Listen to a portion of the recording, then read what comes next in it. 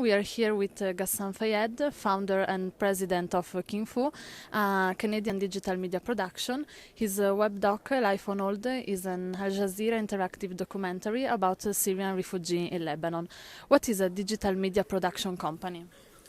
So digital media production company is a hybrid. It works with the digital space and the digital platform, so it has a digital DNA, but it functions more like not like a software company, but like a production company, meaning that the same processes, the same steps, the same teams as a film or documentary film producer, for example.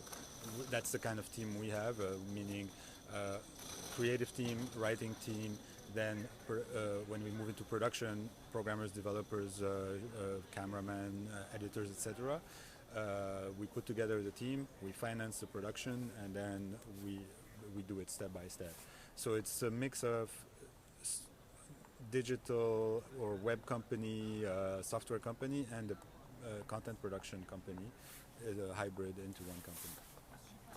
Why did you create Al Jazeera Life on Hold web doc, and what were the main steps to realize it? Al Jazeera came to us with this project, and of course immediately I really was interested in doing it because on one hand I had a lot of experience into the interactive, and I felt there was a lot of things that I wanted to work with Al Jazeera and go through these things. On one hand, on the other hand, the subject meant a lot to me because I'm Canadian. I live in Montreal, but I'm from Lebanon originally, and I have family in Lebanon and Beirut. So the Syrian refugee question is a very big part of my stories and who I am, and it was meaningful, very meaningful for me on the editorial level. So that editorially and digitally and innovation-wise, it was a perfect match between our team and Al Jazeera, definitely. And what were the main steps to realize it? So it started more than 2 years ago. I went to Doha, Qatar. I met the Al Jazeera team. We started discussing. We put together budgets, proposal. We started defining the project. 6-8 months of conceptualizing, thinking, writing, without getting too lost in the creative process, but focusing the project.